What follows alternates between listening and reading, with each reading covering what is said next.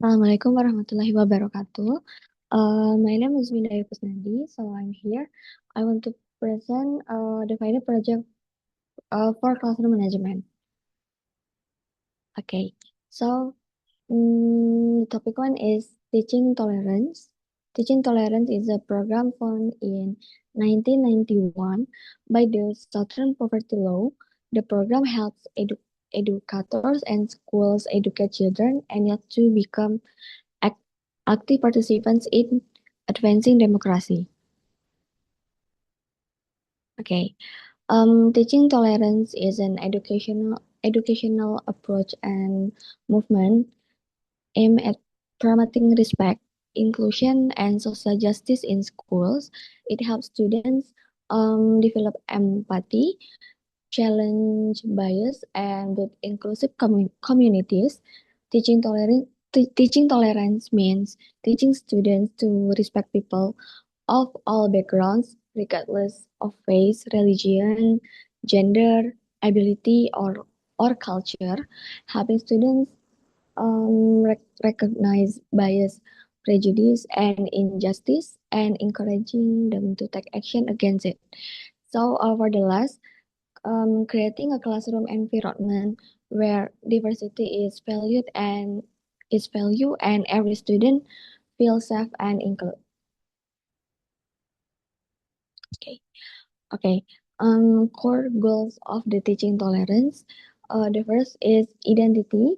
Help students understand and respect their own identities and others. Second, diversity. Foster appreciation of differences in race, culture, language, and more. Justice. It means teach students to recognize unfairness and systemic inequalities. So the last is action, empower students to act against injustice in their communities. Okay. Benefits of the teaching tolerance program.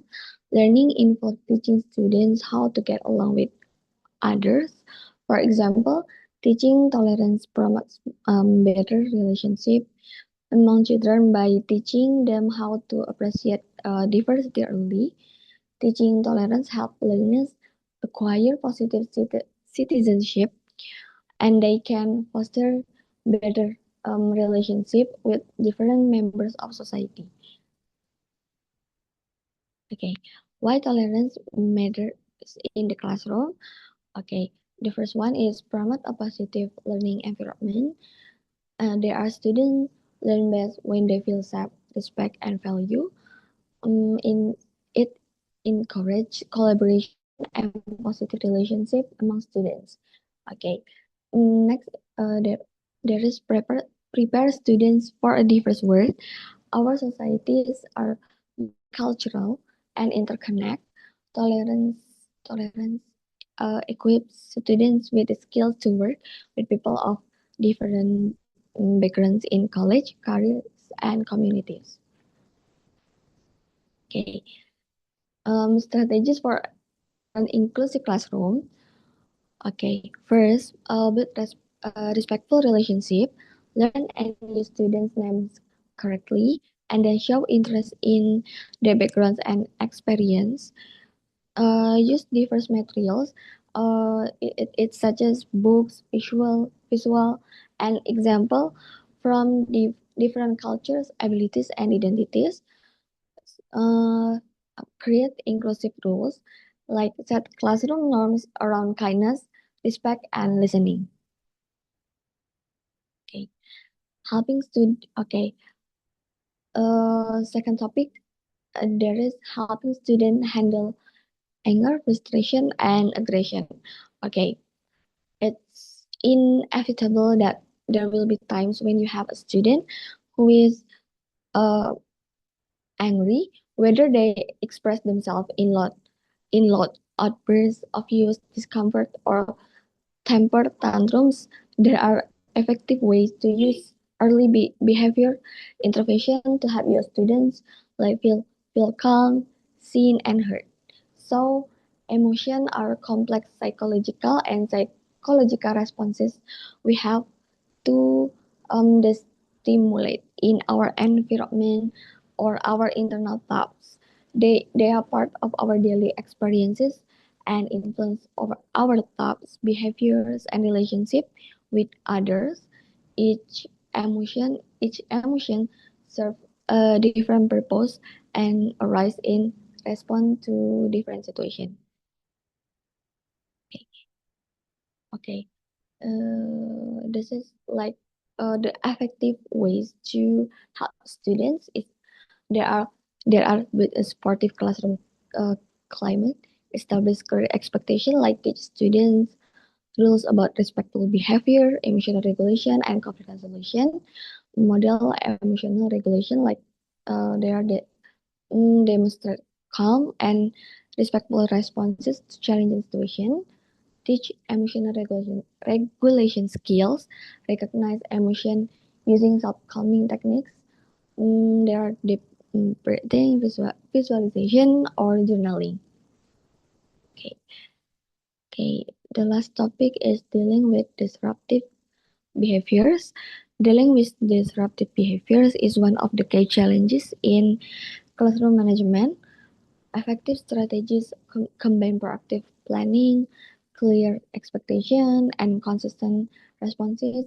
Student behaviors like shouting, ignoring instruction, avoiding work, showing disrespect, refusing to cooperate, or engaging in power struggles can derail teaching and disrupt the learning process. Okay, effective. Okay, uh, this is some of effective strategies to manage student behaviors. Okay, but relationship like your care and connect personally. Practice patience with rational detachment. Be a model of consistency. Stick to your schedule, and then set and reinforce clear expectation. Okay. So the last part. Okay, the question, what classroom management techniques can Mrs. Johnson implement to address Alex's aggressive behavior? Provide at least three specific strategies and explain how each one could help improve the situation. Okay, so in my opinion, to address Alex's aggressive behavior, Mrs. Johnson can implement a behavior intervention plan or B BIP tail, tail, tailored to his specific triggers and needs. This plan will help identify what causes his aggression and guide him toward positive behaviors with consistent support and rewards. He could also use check in or check out C CI CICO system where Alex sets daily behavior goals with an adult adult and reflects on his progress at the end of the day. This routine builds accountability and gives him regular feedback. Additionally, involving a school counselor or behavior specialist would provide Alex with emotional support and teach him coping strategies such as managing anger or expressing frustration in non-aggressive ways. Together, these techniques offer structure, emotional support, and consistent guidance to help reduce Alex's aggressive behavior. Okay. Question for problem 2 is Mr. Smith is seventh grade math teacher who has noticed that several students in his class frequently engage. Oh, no, no. Okay, so the question, what specific strategies can Mrs. Brown implement to manage Jack's disruptive behavior?